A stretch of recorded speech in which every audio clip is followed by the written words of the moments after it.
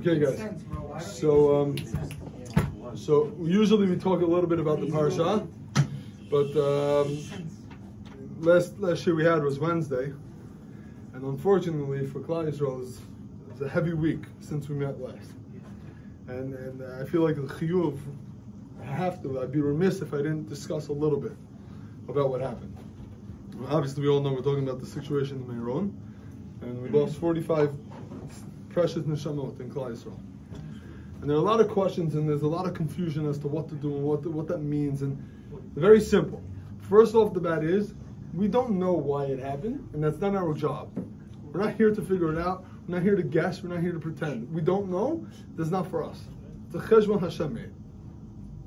But even still, once we accept that, it's a very heavy thing to understand. What's it mean? What are we supposed to think? How are we supposed to feel? So, it's normal and it's healthy. It's important to feel somewhat broken. But how do we take this and how do we go forward? So somebody posed a question to me. It's a very important question. I want to address it because even with all the rabbis and all the ideas and all the Torahs and all the messages that I've heard, I don't think I heard this idea addressed, and I think it's very important that we have to. And the question was as follows. So many times, we have a tragedy, lo aleinu, we shouldn't have any more like this. So many times a tragedy happens, and all of a sudden, Klal Yisrael, the Jewish people, we're so strong. Our achdut, our unity, we're on fire. And give it a little bit of time, and we slack again. And unfortunately, in history, we've seen it. I'm sure we can all remember. It happened, and we're strong, and it slacks a little, and something else happens later. Hopefully very later, hopefully never again, but it's happened, and we're strong again. And we slack, and it's like a cycle. And the person has to, we're not learning. What's the point? It's not working. We don't keep it in heart. We don't keep it in mind. We just keep messing up again. And so, I think it's important to look at it in a different light. There's a Mishnah which has a question. The question is about a certain animal. And it's talking about Tuma and Tara, but the question the Mishnah has is on something called the Kelev Yam. Literally translated as the sea dog, the dog of the sea. Modern translations probably like a sea lion or a seal or something of that nature. But the question is it considered officially a land animal or a sea animal? It spends sometimes on land and sometimes in water. So which one is it classified as? And so the Gemara tells us, wherever it goes in the time of sakana, whenever it's being chased or hunted, when it feels threatened, wherever it goes for safety, that's what it's classified. If it runs onto land to be safe, it's a land animal. If it swims away in the sea, because that's where it's safe, it's a sea animal. And so I think we can learn a very important message from that. Meaning, where do we go when we're in the sakana? What do we do when we're pushed against the wall, when danger happens, when we feel threatened, when there's a tragedy in Klal Yisrael? So the answer is, we always turn to each other.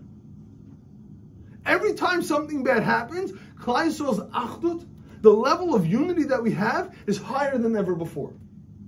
If you look through the news, you look at on Instagram, you look on the news channels, you look, whatever you look at, everyone's standing up for each other, we're worrying about each other, we're davening for each other, we're paying shiva calls to people we never met before in our lives. Achdut in Klal Yisrael, in the tragedy, in the sakana, is strongest always. Which means, it's not that we don't get the message. It's not that we don't have achdut. Wherever you run in a situation of danger is who you really are. Which means, we're full of achdut. Klal Yisrael is on fire. We forget about it on a regular Monday in the middle of nothing happening. But who we really are is who we are when things suck.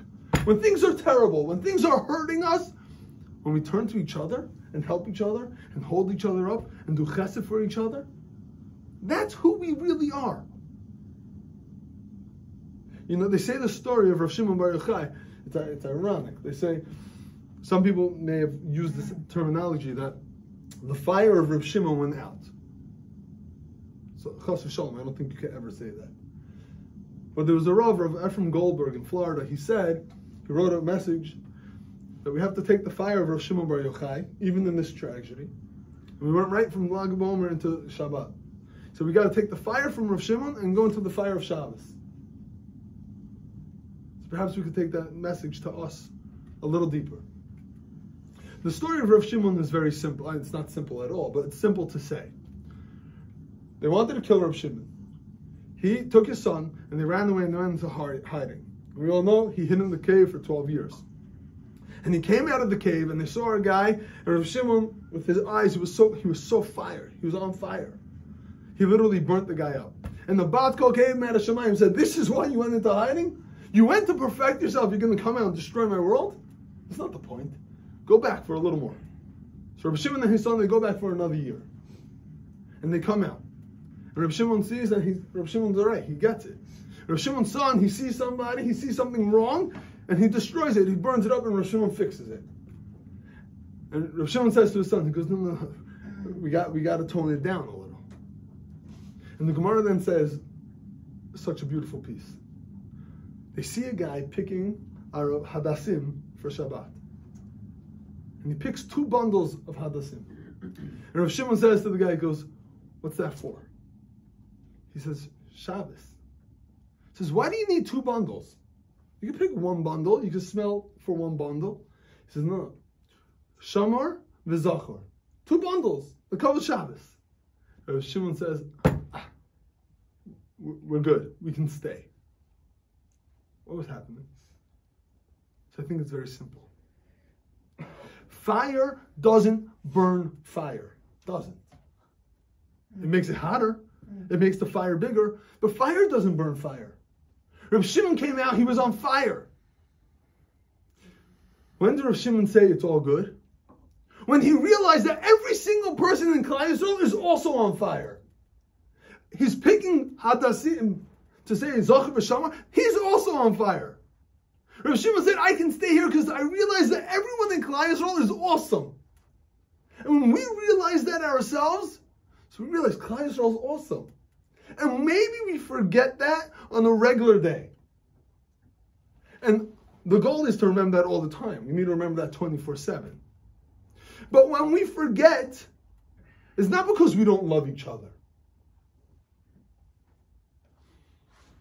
You have siblings, you fight with your siblings more intense than anybody else you fight with.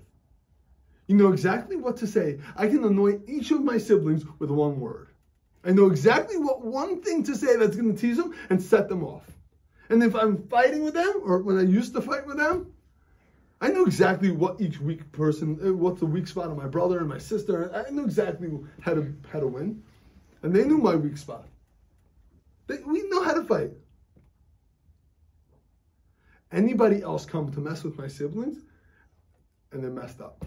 Don't mess with my siblings. I can mess with my sibling all I want. You can't touch them. You can't say anything about them. The same thing by us. If we don't respect each other, it's wrong. But we're brothers and sisters. Sfard, Ashkenaz, religious, not religious. It doesn't matter. They're my siblings. But nobody else can mess with us. No outside force can get us to hate each other. And that's why when it comes to a situation of crisis, of difficulty, we're scared, we don't know what to do, we always turn to each other. Because we're full of love. Because we love each other. Because Klal Yisrael, no matter what you want to say, we're in love with each other. Because we're all brothers and sisters. And inside, no matter what push comes to shove, we know that. Our goal is to realize that even when things are okay. But it's not that we don't. It's not that we forget it and because it doesn't exist. We forget it because the people we're closest to, sometimes we take advantage of more. By nature, we love each other. We're brothers and sisters and we care about each other. And that's why, even now, it's a week later, there are people still walking around broken. Because they're our family. It says, if we have achdut, Mashiach will come. She says, hey, if what I'm saying is real, if this is right, that we're really always in love with each other, so how come he's not here? Because we have to recognize it all the time. It doesn't change. That's what it is. Facts. Push comes to shove, we got each other's back. You just have to remember that on the other occasions. Right? I mean, look around the room. All right? Backdrop. This is a Svari shul, bro. I'm the only Ashki guy in the room. But it doesn't matter. Because we're learning the same Torah. Your Torah is my Torah. Your Hashem is my Hashem. Your Mashiach is going to be my Mashiach. And that's why we get ready. We're getting ready to Kabbalat Torah. When we received the Torah, it was Ke'ishacha b'lev echad. We're literally all one people. You know, we read Megillat Ruth on Shavuot. So there are a lot of reasons why Ruth connects to Shavuot. Perhaps one of them is because in the middle of the Megillah, when the Ami tells Ruth and Orpah, go home. Your husbands, my sons, they're dead. Tragedy. Leave. I don't have anything to offer you. Ruth says that same line. Where you go, I go. Your God is my God. By Klal Yisrael, that's what it means to be holy enough to get the Torah. To say, it doesn't matter what type of Jew you are. You're a Jew, I'm a Jew. Your Torah is my Torah, your Hashem is my Hashem, your Mashiach is my Mashiach. We stand at Har Sinai all together. We stand in difficult situations all together. My bracha to all of us, not just us right here in the room, all of us meaning all of Klal Yisrael. We should be able to understand that not just during tragedies, but all the time. And happy, and then in between, and regular nothing happening days.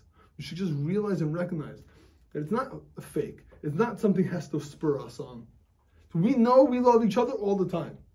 And when we realize that's the truth, then the Mirza Hashem Mashiach will come right away. Amen. Amen.